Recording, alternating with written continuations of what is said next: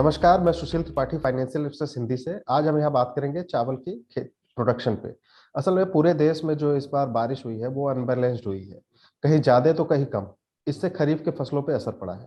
तो सर, चावल की खेती इससे किस तरीके से प्रभावित होती दिख रही है? देखिए, इस बार पूरा ही मानसून जो था वो अनबैलेंस रहा। अगर हम साल के स्टार्टिंग से बात करें तो मार्च अप्रैल में हमने गर्मी बढ़ती हुई देखी थी, जिसका जी। इम्पैक्ट हमने वीट की क्रॉप पे देखा था। और उसकी वजह से जो मानसून था वो डिले होता हुआ दिखाई दिया था, और मानसून जो आपका जून में आना चाहिए था वो एक महीना डिले होकर करीबन जुलाई से स्टार्ट होता हुआ दिखाई दिया। हालांकि उत्तरी भारत में मानसून ने पूरी अच्छी तरीके से आया, मगर उसके साथ अगर हम देखें तो मध्य प्रदेश, झारखंड, उत्तर प्रदेश, बिहार, ये कुछ ऐसे राज्य हैं जो ऑलमोस्ट 70 to 80% कंट्रीब्यूट करते हैं प्रोडक्शन में।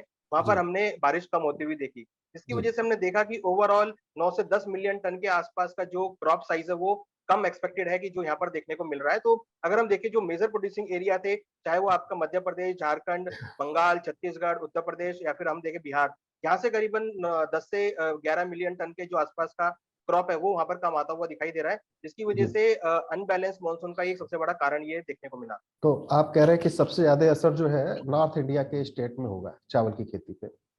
जी। अगर अन्य देशों में चावल की कीमतों में तेजी आती है, तो इसका असर भारत में किस तरह से देखा जाएगा? क्या भारत को इसका फायदा मिलेगा? देखिए, भारत करीबन 40% जो एक्सपोर्ट है राइस का वो कंट्रीब्यूट करता है पूरे विश्व के अंदर में। जी। करीबन 50 मिलियन टन के आसपास का एक्सपोर्ट होता है, जिसमें से 20 से 21 मिलियन टन अकेला इंडिया कवर करता है। उसके बाद जो नंबर आता है वो आता है आपका वियतनाम का, थाईलैंड का, म्यांमार का या फिर यूएस का। और जी। तो उसकी वजह से हमने देखा है कि जब से हमने भारत के अंदर क्रॉप कम होती हुई देखी है, और जब से ये एक्सपोर्ट के ऊपर बैन लगा है, तब से हमने देखा है कि 50 से 60 डॉलर के आसपास की जो तेजी है वो हमने प्राइसेस में आते हुए देखी है। जी। प्राइस करीबन $400 के आसपास जाते हुए दिखाई दिए हैं, जिसकी वजह से हमने देखा है कि प्राइस जो पहले $300 के आसपास ट्रेड कर रहे थे, भारत में स्कार्सिटी होने की वजह से, एक्सपोर्ट बैन होने की वजह से वो ऑलमोस्ट $400 के आसपास चले गए हैं। तो इंटरनेशनल मार्केट में बहुत असर पड़ा है भारत की क्रॉप कम होने का, एक्सपोर्ट बैन होने का और एक्सपोर्ट ड्यूटी लगने का, और हमने देखा है कि उसकी वजह से भारत के अंदर जो प्राइस थे, जो इंटरनेशनल मार्केट में प्राइस थे वो बढ़ गए हैं, और उसकी वजह से जो ट्रेडर्स हैं वो धीरे-धीरे वियतनाम, थाईलैंड और म्यांमार की तरफ शिफ्ट होते हुए दिखाई दिए हैं। अच्छा। हालांकि इनका कंट्रीब्यूशन काफी कम है, मगर भारत की तरफ से अभी भी हम एक्सपोर्ट कर रहे हैं, जो कि एक्सपोर्ट ड्यूटी के अंडर में हो रहा है। अच्छा, एक सवाल और उठता है सर कि अगर आने वाले दिनों में चावल का प्रोडक्शन कम होता है, तो भारत में इसकी कीमतों पे क्या असर होगा? क्या आने वाले दिनों में महंगे चावल के लिए तैयार रहना चाहिए? देखिए, अगर हम बेस से बात करें कि इस बार जो एफसीआई के पास जो माल था वो करीबन 47 मिलियन टन के आसपास राइस था एफसीआई के गोडाउन में, जो कि जी। करीबन 30 मिलियन टन के आसपास का सफिशिएंट रहता है। तो हालांकि जो सप्लाईज है वो भारत में एफसीआई के पास में भरपूर है, ऐसा नहीं है कि कम है। मगर कहीं ना कहीं गरीब कल्याण योजना में या फिर आगे फेस्टिवल है तो वहां पर हम देखते हैं कि डिस्ट्रीब्यूट होता है। और अगर हम राशनिंग की बात करें तो 2 रुपए 3 रुपए किलो के आसपास का राइस जो है वो राशन में जाता है। तो इस जी। बार जो 10 से 12 मिलियन टन के आसपास का कमी है, उससे डेफिनिटली इम्पैक्ट तो पड़ेगा।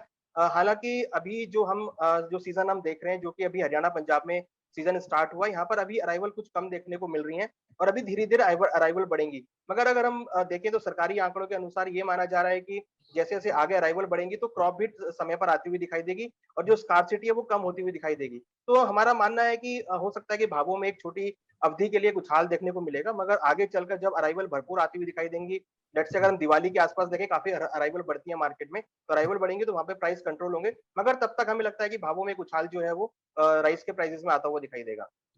अच्छा सर, अभी तो ये शुरुआती अनुमान है कि चावल का प्रोडक्शन घट सकता है 10 से 12 मिलियन टन।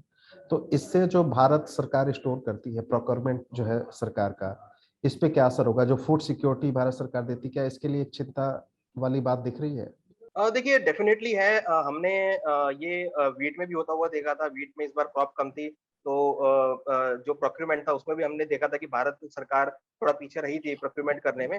बट उससे हमें लगता है कि इस बार राइस में शायद सरकार पीछे ना रहे, सरकार आगे बढ़कर अपना प्रोक्यूरमेंट बढ़ाए। क्योंकि उन्होंने देखा है कि व्हीट के अंदर क्या इश्यूज़ उठते हुए दिखाई दिए हैं, और जी। हालाँकि गरीब कल्याण योजना में और नेशनल फूड सिक्योरिटी लॉ के अंडर में प्रोक्यूरमेंट करना ज़रूरी है। तो मुझे लगता है कि इस बार सरकार पीछे नहीं रहेगी और भरपूर मात्रा में प्रोक्यूरमेंट करेगी। हालाँकि जो 9 से 10 मिलियन टन है वो उतना बड़ा फिगर नहीं है, जो कि भारत के लिए कुछ चिंता का विषय हो सकता है। मगर जी। हाँ, एक्सपोर्ट साइड में थोड़ा-सा विषय हो सकता है, मगर हमें लगता है कि इंडिया के लिए भरपूर मात्रा में है, तो ज़्यादा रेट रेट ज़्यादा नहीं बढ़ेंगे, और सरकार को ईज़ी भी रहेगा प्रोक्यूरमेंट करने में। जी। अच्छा, अब एक्सपोर्ट की बात आई तो सरकार जो है कीमतों को कंट्रोल करने के लिए या भारत में चावल की उपलब्धता बनी रहे, इसके लिए एक्सपोर्ट पे कुछ इन्होंने रिस्ट्रिक्शन लगाया है। तो इससे जो राइस एक्सपोर्टर है उन पे भी क्या कोई असर होता दिख रहा है? देखिए 20% का एक्सपोर्ट ड्यूटी लगाई है और हमें लगता है कि उसकी वजह से कहीं न कहीं भारत के अंदर जो एक अगर हम ओवरऑल सेंटीमेंट की बात करें तो डेफिनिटली सेंटीमेंट पड़ा है। जो एक्सपोर्टर्स हैं, उनको यहाँ जी, पे काफ़ी हद तक एक सपोर्ट आता हुआ दिखाई दे रहा है। हमने देखा है कि रिसेंटली ही जितने भी राइस एक्सपोर्टर के स्टॉक्स थे उनके यहाँ पर प्राइस बढ़ते हुए देखे थे। तो ये एक जी, तो बेनिफिट है एक्सपोर्टर्स के लिए क्योंकि उनको इंटरनेशनल मार्केट में अच्छे दाम मिल रहे हैं और क्योंकि भारत 40% से ज़्यादा कंट्रीब्यूट करता है एक्सपोर्ट में, तो हमें लगता है कि उसकी वजह से भारतीय एक्सपोर्टर्स की जो डिमांड है वो बढ़ती हुई दिखाई देगी। और माना जा रहा है कि उनकी जो डिमांड है, जो उनके बेनिफिट है, वो आगे एक्सपोर्टर्स को देखने को मिलेगा। तो डेफिनिटली ये एक तरीके से राइस एक्सपोर्टर्स के लिए एक काफ़ी पॉजिटिव स्टेप है। जी, जी। अच्छा, एक्सपोर्ट को कंट्रोल करने की बात आई, तो भारत से अगर एक्सपोर्ट कंट्रोल होता है, कम होता है, तो इसका फ़ायदा और किन देशों को मिल सकता है? देखिए जैसा कि मैंने बताया कि वियतनाम है, थाईलैंड है, म्यांमार जी, है, ये कुछ देश हैं जो कि जो व्हीट एक्सपोर्ट जो राइस एक्सपोर्ट में कंट्रीब्यूशन करते हैं और एशिया ही सबसे बड़ा मार्केट है जो कि सबसे ज़्यादा जी, राइस एक्सपोर्ट करता है। जी। तो भारत हालाँकि 40% करता है मगर ये जो वियतनाम, थाईलैंड या फिर म्यांमार है, ये उतनी बड़ी क्वांटिटी में नहीं करते मगर हाँ, डेफिनिटली डिमांड जो है वहाँ पे शिफ्ट हो सकती है। तो हमने देखा है कि उसकी वजह से जो प्राइसेज़ थे वो करीबन 30-40% बढ़ते हुए दिखाई दिए हैं। तो वो इन कंट्रीज़ की तरफ जो है वो डिमांड शिफ्ट हो सकती है। एक आखिरी सवाल और कि खरीफ की फसल पे तो असर पड़ा है, तो आने वाले दिनों में सर रबी की फसल पे क्या असर होगा? जो अभी मानसून कम रहा या जैसे भी है?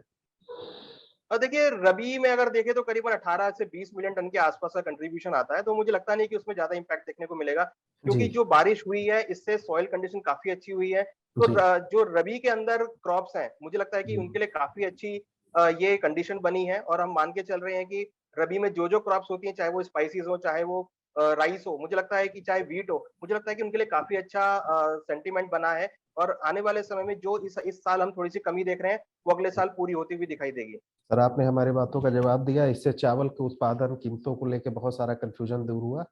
आगे फिर हम किसी विषय पे चर्चा के लिए मिलेंगे। नमस्कार।